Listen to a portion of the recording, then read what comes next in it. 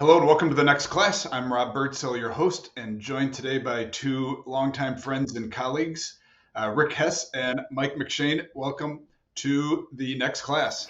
Thanks for having us. Hey, good to be with you, man. So first off, I was preparing for this, and you each had a unique image come to mind when I was thinking about you. And Rick, we'll start with you. If you remember talking at Northwestern about cage busting leadership. What I loved, Mike, you can imagine this. It's Northwestern, a little formal, not too much. But Rick walks in shorts. It was summer, and the group just loved the casual atmosphere. But a great chat about cage busting leadership, another great book you wrote. Thanks. And Mike, your image, it was pretty funny. Do you remember when we were talking about launching the Drexel Fund? Sure. And you were agreed to kind of interview and give us some perspectives, and I was doing that in my car outside of Panera. That was my image of Mike McShane. Oh man, yeah, the good old days. Yes, a long time ago. Anyway, so where for our listeners and viewers, where are you guys coming to us from? I'm coming to you live from beautiful and right now sunny, it isn't always sunny, but Waterford, Ireland. And I'm coming from the swamp, just over the Potomac from DC proper, but well inside the Beltway. Great. Well, welcome again, Rick. Good to have you back. You now are in the esteemed cohort of second-time guests on the next class. The only two to join that would be Father Foley, the founder of Cristo Rey, and Jeb Bush. That's company I will gladly take. I think you get does he get his decoder ring on the next visit, or does that take 4? That might take even more than that. Good. But great to have you guys. Really enjoying first of all, reading the book for our viewers. We're going to be talking about Getting Education Right, an outstanding book. It's so good. I actually was telling Mike before we came on here, sent a copy to my daughter, Rick, who is an early childhood educator. And I said, you don't have to read the whole thing. You should, but you got to read this one section. And she did, and she was wondering if she could come on the podcast. I'm like, no. So welcome, and let's jump right into it. So first, what brought you guys to write this, or what was the sort of the purpose behind writing this book? Mike? Well, look, I think Rick and I have kind of looked out on the education policy landscape for the last couple of decades, and I think we've noticed a couple things, right? One is that our friends on the right, and we both place ourselves on the right side of the political aisle, have been very good at articulating what we're against, right? And you can go down the list, whether it was when back against Common Core, or against the Federal Department of Education, or against, keep going now in higher ed, against student loan bailouts, any of this stuff, against. And we should be clear, many of these things are bad ideas, and it is good to be against them. But what we thought was, that only gets you so far. Just stopping things that you think are bad doesn't mean that you're suddenly going to have a bunch of good stuff. So we thought it was important to come out and actually say, this is what we should be for. And that sort of ties into the second bit, which is we think that conservatives are uniquely positioned today to speak on these issues, to innovate in these particular areas, because our friends on the left oftentimes are so deeply intertwined with a lot of the forces that kind of keep the status quo the way that it is. So when we want to talk about early childhood education, so many of the folks that are on that space are tied into the advocacy organizations and others that sort of have a very particular idea of what early childhood education is supposed to look like. And if you're like, well, could it be somewhere else, or at different times, or having different people run it? It's like, whoa, guys, no. Here are 11 quality indicators, and if you can't fit them into this box, we ain't interested. And then obviously in K-12, you have teachers unions and others. In higher education, you have the accreditation cartel, all of this sort of stuff that's happening. Well, conservatives aren't as intertwined with these groups, right? So if teachers unions aren't happy with us, that ain't the end of the world. If the faculty lounge at your local liberal arts college sits around and talks about how bad we all are, not going to ruin our day. So we think this is necessary to exist, and we think that we have this unique opportunity in the sort of state of politics that exists today to really make a positive contribution and to reform these things for the better. Rick, anything to add to that? No, that's great. One other piece of this though is, we talk about being conservative. We say a conservative vision, and this, can throw people in all kinds of ways. And I think Mike and I like to kind of articulate what do we mean by conservative. One of the reasons it's so important is because as the country's gotten more polarized and as education's gotten more polarized, we tend to think, whose team are you on? And so Mike and I try to be real clear from page one. This is not about conservative as a political label, where this is not about Republicans and Democrats. And it's certainly not about, do you like Trump or Biden or neither of them? This is about conservative as a set of dispositions, as a set of shared values, as a way of thinking about and appreciating the world and engaging in communities and policy. And so for us, it's just real important. And people can buy it or not buy it and agree or disagree. That's fine. But we just want to be real clear what we mean. And when we talk about conservative, we want folks who think of themselves as Democrats, who think of themselves as, not liking Trump. It's still okay for them to say, oh, wow, I agree with you guys on a lot of stuff. We welcome that. And if folks who are Republicans say, well, you guys aren't towing the Republican line on X or Y, that doesn't bother us, because what we're here to do, we're not politicos and we're not consultants.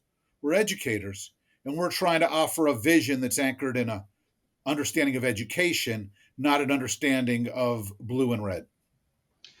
And Rick, I like that at the beginning of the book, you talk about, or I think you did, that this isn't Republican, this is conservative. And I thought that was really good to sort of depoliticize the whole argument. This is not politics, it's not Republican, it's not Democrat. So I like that at the beginning. You also quote the conservatism by British philosopher Sir Roger Scruton. He wrote, "Good things are easily destroyed, but not easily created." Do either of you want to sort of talk about that? I mean, that struck me as a pretty powerful, and sort of tying into Chesterton's fence would be kind of connecting those elements would be great. Well, look, I mean, I think one of the examples that we give, I know a lot of the folks who listen to this podcast, and I know some of the connections, you and I have had over the years. One of the examples that we give illustrating this is Catholic schools, right? This idea that good things are difficult to build, but they're easy to destroy. And we should look at anything that has been built or has stood the test of time with a sense of gratitude. Catholic schools are a perfect example of that. If you think about it, there's no one person that could create the American Catholic school system.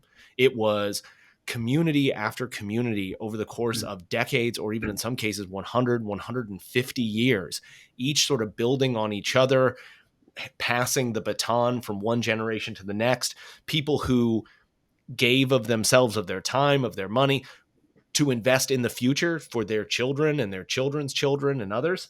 And so we think that like a conservative worldview is one that looks at those sacrifices and the institutions that create out of them with just this deep sense of gratitude. And, Catholic schools might be a micro example, but we look at the great things that we love about America, whether it's in its history, in its scientific endeavors, and its cultural achievements. I think Rick and I are both just like deeply, deeply grateful. And we recognize that our task as citizens and as people here is a sort of custodial one, that we are to take these great sacrifices that have been made, the lessons that have been learned, the knowledge that has been accumulated, the institutions that have been built, and we've got to look, they're not all perfect. So we've got to, fix a little thing over here. We got to maybe add an addition to the building there. We got to sand some stuff down over here. But ultimately, it's out of this love and out of this gratitude. It's not that all the people who came before us are evil or that all of them were wrong. We're so thankful for what they built. And therefore, we have this custodial obligation to make it better, to pass it off to the next generation. And Mike, the way Mike just articulated this is so terrific. And one way to think about how this plays out is you think about, there are, folks who label themselves as social justice advocates who are convinced that America's, the 1619 Project, that America's a slaveocracy, that America is so shot through with villainy and malice that, that there's nothing redeeming in the American story, which is just insane. And, I think most Americans, we know from poll after poll, 80% of Americans reject that insanity. And so this isn't just Republicans reject it or people who label themselves conservatives.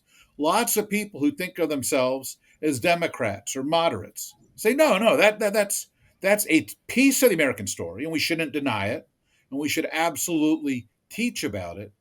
But we should teach our kids how incredibly fortunate they are.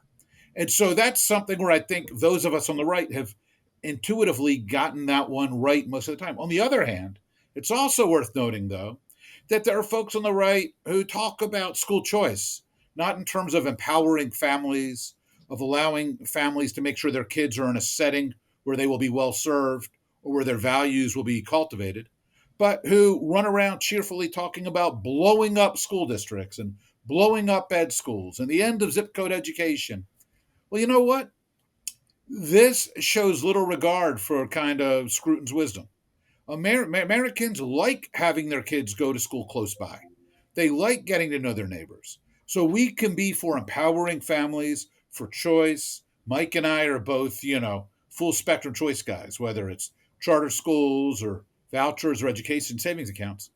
But we can champion these things without suggesting that we don't understand or appreciate how local institutions like local schools may have an important and valuable role to play in people's lives. We can be for all of these things. We can be for choice and for appreciating institutions that exist. And this is the kind of thing that's what we're talking about is a way of understanding education rather than a way of driving clickbait or engaging in kind of high profile political fights. So two reflections on that, Mike. When you're talking about gratitude, it reminded me of Meister Eckhart, the great theologian, who said that if your only prayer is gratitude, that is enough. And I love it.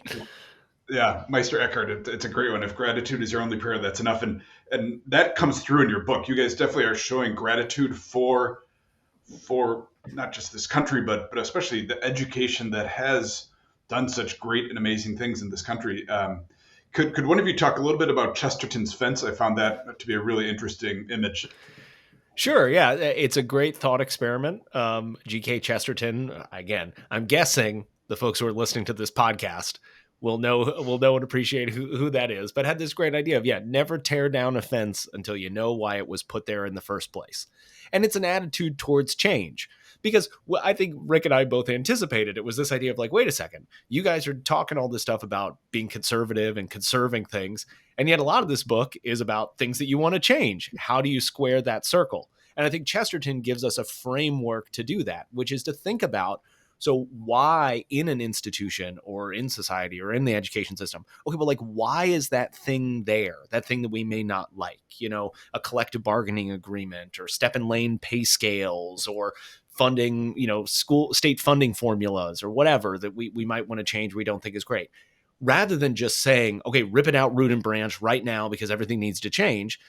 I think the conservative impulse is to say, okay, this doesn't look like it's working, but let's think a little bit more on this. Why was it created? What problem was it trying to solve? Does that problem still exist today? Is there a better way to solve it? Maybe that was the problem of yesterday and we've sort of hung on to this. So it's a way of thinking about change that isn't just sort of in the constant thresher of progress or whatever, but being thoughtful about trying to think about solving problems and the right solutions for the right problems. It was a great image. I loved it. So I appreciate that. One theme that I saw throughout the book, in almost every chapter you touched on, it was personal responsibility. Could you talk about your thoughts on personal responsibility, specifically as it relates to K-12 education? Sure. Part of this is we talk, in chapter 1, we try to talk about some fundamental conservative intuitions. Again, intuitions that have been anchored in a deep body of thought. We're talking about Burke and Kirk, Burnham and Buckley. This isn't political stuff. This is how we understand the world. And one of the reasons Mike and I are conservative is because we're not as impressed with ourselves as our friends on the left. If you're of the left, you imagine that you want to reinvent the world anew because you're so smart and everybody else has busted it. And one of the things I think that tends to lean us to the right is those of us who are a little more modest about our gifts tend to say, well, wait a minute. The world's a really big, complicated place. To the extent that we have figured things out, let's make sure we're not breaking them just for the sake of seeing what we can cook up. And so when we talk about personal responsibility, there are a set of precepts out there about how do we help young people become good citizens, become good family members, become productive adults. And almost all of them start with the idea that it can't be this kid on their own. Why do we build schools? We build skills to impart knowledge, to help build skills. Why do we value the family as much as we do? Because we know that being in a warm, loving hearth is a place that nurtures our souls and that gives children a safe, kind of powerful place to begin their journey. So, why personal responsibility? Because all of this has got to be about equipping autonomous individuals to find their way forward, to grow, to reflect, to learn, to develop. What's that mean in K-12? It means both that these have to be places where we set expectations for children about how do you behave, about what's expected of you, of the need to go to school, of the need to do your work, of the need to be engaged in your education, and of the educators. But it also means we need to set expectations of parents. We talk in the book about how our vision is that education always has to be a handshake between that student and that teacher, but also between the family and the school. That it is a huge mistake. It is morally indefensible to send kids to school and have teachers who aren't invested in the kids, who aren't doing their jobs, who aren't putting in effort, and excuse that, and to let unions defend those individuals, or to say, well, they got a teaching credential. Who are we to judge? Well, we're to judge because these are our children and these are our dollars paying for those kids to get educated. The flip side of this is educators can't do it all. If an educator says a kid is being, is being violent in class and sends a kid to the principal's office, and the parents get called and the parents say, oh, not my Johnny, he would never do that, we put the teacher in an impossible position. If the teacher sends home thoughtful, useful homework, and the kids aren't doing that because they're watching TV or scrolling social media, and parents don't check in on that, that's not on the teacher. That's on the parent. If kids are staying up till 11 o'clock on their devices and showing up for school late, and parents aren't kind of worrying about that, that's not on the teacher. So this always has to be an enterprise in tandem between the educators doing their part and kids and families doing theirs. And we have to be comfortable with the idea that we should be holding both to account. We're going to take a brief pause. We'll get right back with Rick Hess and Mike McShane. Catholic Virtual is the trusted online education partner of Catholic schools worldwide. We develop customized online learning solutions to meet the needs of our partner schools and their students. Visit our website at www.catholicvirtual.com to learn more. Now back to the episode. And we're back at the next class. So, Mike, let's another sort of theme that I saw throughout the book that I found really interesting. You kind of blew up one of my favorite movies, by the way. And we'll get to that in a minute. But formative versus performative teaching. If you could talk a little bit about that, and then how you absolutely destroyed Robin Williams. Sure. And Morgan Freeman as well. So we're just taking like beloved American actors and calling them into question. Yeah. So this is something that we borrowed from our colleague at the American Enterprise Institute, Yuval Levin, one of the really great contemporary thinkers of political science and political philosophy. And it was in this great book that he did a couple of years ago called A Time to Build. And it's basically like, hey, look, we're looking out at America and we don't think everything's great. It's because a lot of institutions have collapsed, right? Like the church has had problems. Basically, everyone other than the military, if you track Gallup's numbers over the course of the last 30 or 40 years, whether it's big business, whether it's faith, communities, whatever, massive amounts of sort of declines in trust and across higher education, whatever. And Yuval's point, which I think is a very interesting one, is to say the degree to which many people who are involved in these institutions have, instead of committing themselves to the institution and seeing it as a formative experience, so one that not only they use to form others, but allow themselves to be formed as well. So if we think about schools are in the act of trying to form children into better, more knowledgeable human beings, but also the adults that are working in those schools are being formed themselves as well, engaging in this enterprise, being part of the mission and ethos of the school, et cetera. The sort of opposite of a formative experience is a performative one, where frequently it's adults choose to use that platform, to use that institution as a stage upon which they can perform for the world. So the easiest examples of this are like politicians, right? Rather than committing to the institution of Congress, putting their head down and doing the necessary work for their constituents, they see it as an opportunity to get on television but make themselves famous. And unfortunately, I think with the advent of social media and others, increasingly schools are being this place of performance, where we're seeing people, what flags they choose to fly in their classroom. Or we document a couple examples of teachers who've gone on to like Education Week, the paper of record for education in America, and talked about some of their practices. We have one where a teacher is teaching about Shakespeare. And every time, and then we're all laughing, every time something misogynistic happens, she stops the class and everyone has to put their thumbs down and go, boo, boo, boo. And it's like, what are we talking? I'm sorry that the 500-year-old thing doesn't conform to your contemporary morality here, but maybe we could do that slightly differently. But so what we talk about is like, this is definitely a problem. And the types of teachers that we want, the types of adults that we want working in schools are people who see them as these formative institutions and not performative ones. And that's where Robin Williams comes in.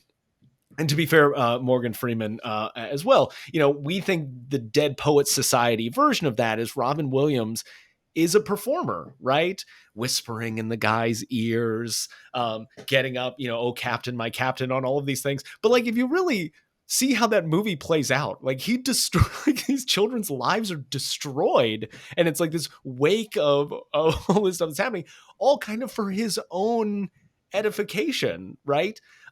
So yeah, we're the only people who think that maybe they're not entirely good guys, but like the headmaster, I'm watching that movie, I'm like, I don't know, he's kind of got a point, right?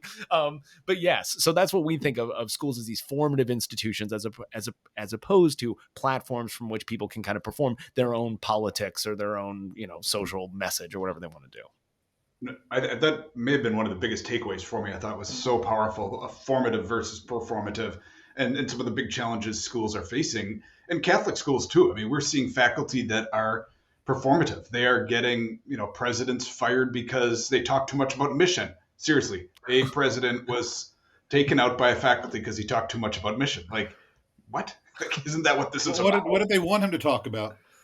Well, they didn't. It was during the pandemic, and he wanted them to work every day, so they didn't want to work. Oh. So that's the real problem. Yeah, right. It's okay to talk about mission as long as your teachers only have to work the half contract day of LA Unified during the pandemic. Right. Rick, let's shift to another whole section you had on early childhood. My oldest daughter is an early childhood educator. My wife is, and so I've learned by osmosis by living with them and watching them. And my daughter is in a nature preschool, so they're outside almost all the time. Amazing. And my wife is at a Reggio Emilia school. And so when you had this piece here, joyous 4-year-olds are not raw material that need to be fine-tuned to factory settings. It just resonated, both of their experiences. You guys, and you talk about the joy of early childhood. And if you could just spend a few minutes talking about that, I'd be intrigued with where you were going. Sure. I mean, I was talking a moment ago about, responsibility and autonomy, but development is supposed to be like age appropriate. This is one of the things we think about. Any of us who have had kids, there's only so much responsibility you really want to put on the back of a 3 or 4-year-old. Let's be reasonable about that. Please don't learn not to throw eggs at the kitchen wall. Like that's a good start of response. What's early childhood supposed to be about? It's supposed to be about exploration. Part of that should be the joy. There should be joy at every stage of learning. There should be joy in, figuring out what you're good at when you're 15. And there should be joy in poking around a nature preserve when you're 3.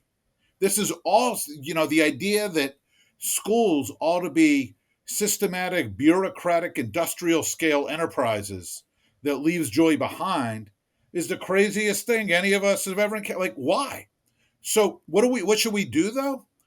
Part of the problem in early childhood is conservatives have just been missing in action for most of my professional career. And I think Mike and I will say, look, we're guilty of that too. Part of the problem has been that there's been so much effort focused on pushing back against progressive schemes that can feel like it takes all our energy. The early childhood space, the advocacy community, the first 5-year funds, these guys tend both to be progressive and to be political in the sense that they're always calling for more money. And because Republicans and conservatives tend not to want to talk about new spending amount, that they tend to not have anything they're pushing for. So most of the early childhood conversation has tended to be folks on the left saying we got to spend a lot more to do universal pre-K, and folks on the right saying, well, let's spend less. And one of the things Mike and I talk about in the book is how crazy that is. Because who is it that is most enthusiastic about marriage and family formation? It tends to be those of us who think of ourselves as conservative. We're not wondering whether it's a good thing for the human race to continue. We're not wondering whether it's moral for people to bring new kids in the world. We think it is. And that means we should want families to have options. We're comfortable with the idea of options. They should have the option and the means to rear their young children at home, but we also want them to have the options and means to lean on neighbors or on extended family or on other kinds of daycare operations. Now, this doesn't mean doing what Bill de Blasio did in New York City, which is spend a fortune to tack 2 more grades onto the front end of the public school bureaucracy so that 3 or 4-year-olds are getting sent over to a big industrial school building to be in the same building as 12-year-olds taught by a union teacher for the 180-day school calendar with parents left to their own devices all the rest of kind of this, the calendar year. What we ought to be for is arrangements which make sense for families. That means if you have to work, it's great if there's early childhood opportunities near to your employer so that you don't have to run to point A and then to point B. And if your kid is sick or if you have to pick them up, you've got to run halfway across town. It means that if you work a swing shift schedule, you don't necessarily need early childhood to run on a school calendar from 8 to 1. You might need it to run from 2 to 10, Tuesdays, Thursdays, and Saturdays. Well, how do we make it easier for employers who employ folks like that to partner with other providers and make sure that's available? One of the great things about early childhood education is, unlike K-12, we spend a lot less attention on scope and sequence. If you put your kid in a kindergarten or a 5th grade, scope and sequence is about what are we going to cover and what order do we have to learn it? How do we make sure we cover the content? Early childhood, that's not how it's organized. It's about experiences. It's modular. It's opportunities. So kids don't need to be there every day. We don't need the same cohort of kids. So how do we as conservatives make it easier and more rewarding for employers to offer this? How do we make sure that public funds directed to early childhood are empowering families and supporting a panoply of choices, whether those are at home or friend or neighbor care or center-based? How do we make sure that we're providing good information on options and sensible quality control, but not stifling or choking off neighbor-based providers? These are opportunities that we ought to be out in front of the parade on because it's such a practical need, because there's such an appetite for it, and because it aligns so well with things that conservatives believe. And at some level, it's just remarkable that we haven't been more effectively engaged in all this. Rick, that's interesting. So what I'm hearing you and what I was reading around early childhood is choice. Families deserve and have a right to multiple different choices because of multiple different lives, and it's complicated. And it leads to the next subject, which we've had a number of guests talk about on this podcast, which is called course choice. I think it was actually Jeb a couple years ago who's the first one who I heard about that. I mean, we've heard school choice for years, I mean, since Milwaukee in whatever 1986 or so. So school choice has been out there, but he talked about course choice. Mike, could you share what your thoughts on course choice? Yeah, for sure. Back in the day, I think probably when you were talking to me in a Panera or somewhere around that time when I was back in Missouri, I helped them do a course choice program there that's now going like a house of fire. It's called they did rebranded MoCap or Mo was MoVip and now it's MoCap. That's what it is. But basically the long and the short of the idea of course choice is, school choice might not necessarily work for everyone, nor be the solution that lots of families need.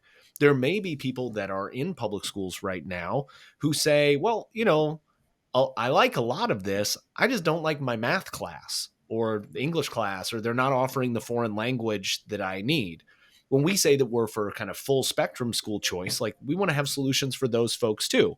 So a lot of what happens in course choice programs is that, for 5 of your 7 courses of the day, you go to your classes just like everybody else. But if your high school maxes out at Algebra 2 and you want to take pre-calculus, you head to the library and you log on to, like in Missouri, be like the University of Missouri's pre-calculus course that you can take, or you find some cool foreign language provider that, Missouri, I think the document now is like 60 pages long of all the approved providers. Almost every course has 6, 7, 8 of them. Some are a couple of school districts, the St. Joseph School District, Springfield, have built out these massive like course providing things. So it's actually amazing because at first people thought it was going to be all the for-profit providers that are going to come in, but now it's actually been school districts and universities that are getting involved in it. I've been trying to talk to Catholic schools to get involved in this as well. So anybody who's listening, lots of states have these programs. But yeah, the logic of it is to say, sort of back to our idea of Chesterton's fence, which is like, what problem are we trying to solve? If we go to someone who's happy in their traditional public school, and to be fair, in some of these courses, private school kids can take them too, who are broadly happy with their school and say, well, the answer for you is to go to a different school. Well, wait a second. I don't want to go to a whole different school. I just need these particular problem solved. So course access or course choice programs are a way to do that. Yeah, and right. And one of the things that Mike's pointing at is for, the choice community, 70% of parents give their kids school in A or a B, their public school in A or a B. To the extent that school choice from the debate from 1990 to 2020 was often trying to convince people they should not like their kid's school, it's the same problem Margaret Spellings had when she was trying to do accountability with NCLB. When you tell parents something that's inconsistent with their view of their school, you don't tend to convince them their school stinks. You tend to convince them that you don't actually understand what their school's about. And so for a very long time, the school choice community was making a lot of traction getting kids out of unsafe or manifestly failing urban schools, but was really grinding steel when it came to trying to get traction in suburban communities or rural communities, because it didn't really feel like it spoke to their challenges. School choice, like education savings accounts, like micro schools, like hybrid homeschooling, like a lot of these, more dynamic options that Mike has written about kind of so powerfully, is really about opening doors to solutions to people who don't feel like they're being failed by their traditional public school, but who feel like it's not where they want it to be on specific courses or specific alternatives or for one of their children. And rather than saying, you've got to pick school choice or public education, what this is saying is like, look, you can be for school choice and still like your public schools. This is about, do you want to have more options, more opportunities, more flexibility? And it turns out when we frame it that way, we have seen exactly how gangbusters support for choice has gone and how much more legislative success it's had in the wake of the pandemic. That's great. At Catholic Virtual, we do exactly that, Mike, with Catholic schools. Now they can, I mean, every Catholic high school in America should be able to offer every AP course. Totally. And now they Right? can. We've got every AP course. Or, you got the two kids that want Mandarin. You can offer it to them. I can tell you, Final thing. I was going to say, just as a brief aside, what kind of got it over the line in Missouri all those years ago was we did some research where we looked at all of the districts and said, how many kids are enrolled in AP classes? How many are taking calculus? How many are taking chemistry? How many are taking physics? And it was out of like the 500 districts in Missouri, like 200, 250 didn't have like a single kid enroll in any of them. And so when that's your pitch, which is like, well, how many kids are taking these AP foreign language courses or others? We can help solve that problem. That's a much easier sell. It's a very clearly identified problem and a really tailored solution to fix it. But I argue that given the number of higher ed courses that are either online or blended, in high school, if you don't take an online course, are you really college prep anymore? Totally. Yeah. Want to respect your time. One final subject. I got like 2 more pages of notes. We could have done this could have been a 2-hour podcast. Competency-based education has become sort of the new rage. The Carnegie Foundation and ETS have got a new program. A good friend of mine, Laura Slover, is doing. It makes so much sense. The butts and seats, time and seat is like you've learned now versus competency-based education. Is like why it's taken so long is crazy to me. But either of you, a few comments on competency-based education. Sure. I mean, I think you're right. I mean, we built the Carnegie unit 120 years ago because Andrew Carnegie wanted to underwrite pensions for college teachers, and they had to figure out who was a real college teacher. And so therefore, real colleges were ones who got high school grads, which meant they needed to figure out who's a real high school grad. And so they built Carnegie units to measure which kids were actually graduating with a high school diploma, so they could figure out where they went to college, so they could write a pension. So, whatever, this was a not unreasonable solution to a very particular challenge in 1905. It says nothing about how we should be educating children in 2024. And I think obviously the opportunity to create more flexibility for kids to learn in different environments, to empower families to find new configurations, to empower educators to educate more powerfully, all makes a ton of sense. I think there are, and on top of that, we know that the traditional Carnegie unit model has fallen apart in terms of expectations and rigor. We have seen 30 years now of sustained grade inflation to the point where the average GPA, according to ACT, is north of 3.3. So it's not like making kids take and complete these classes is any evidence that these kids are actually learning. 90% of kids are getting an A or a B in reading and math, in English language arts and math, even though more kids than that are chronically absent. So we have some huge problems, both with the way the current system stifles meaningful education and the fact that it doesn't provide meaningful quality control. So the trick is, as you shift to competency-based education, we need to know what's it mean to have a competency. We need to actually have meaningful ways of measuring that, and we need to be willing to stand firmly on those expectations so that we don't allow schools to just wave kids along saying, yeah, they showed some kind of competency. And that's where I think rubber's going to meet the road. Laura Slover, your friend, and Tim Knowles, who runs Carnegie, are talking about their efforts to try to build some of these assessments, to try to come up with kind of what are those core competencies and how do we measure them. And I think folks need to be appropriately leery and skeptical about how well we're defining those and how well we're measuring them before anybody jumps whole hog onto the train. Because what we don't want to do is abandon the old guardrails, which, however ineffectual, at least still give us some expectations of how do we make sure kids take some math, some reading, and what have you, and move into a brave new world where we have no confidence that anybody's learning anything. I like that. Healthy skepticism is good. Gentlemen, I really enjoyed this. Great book, highly recommended. If you've enjoyed this conversation, Getting Education Right by Rick Hess and Mike McShane, a great read for anybody in education. Before we go, Rick might remember this, but Mike, ask every one of our guests one final question, and that is, who is your greatest teacher and why? So, Rick, you can't repeat. Also, you got to get your second best teacher. So, Mike, go to you first. My greatest teacher, I have to give it, I had at Rockers High School, Jesuit school in Kansas City, Missouri. I had the same English teacher for, I think, freshman, junior, and senior year, Mr. Andy Hagedorn. And as now someone who's made his career as a writer, there's probably no person in my education, at least, that had as big of an impact on me developing as one. So I'm going to give that, at least within my formal schooling, I'll probably give it to him. That's great. And I assume last time I would have said Mrs. Selma Ziff, who taught me sixth grade and was a phenomenal, gifted educator. I'll say Jim Pattisall taught me journalism at W.T. Woodson, last century, back when journalism felt more worthy of kind of appreciation. And he was a guy who brought both joy and a very very clear sense of expectation and rigor to the work. And, that's the kind of educator who changes your life.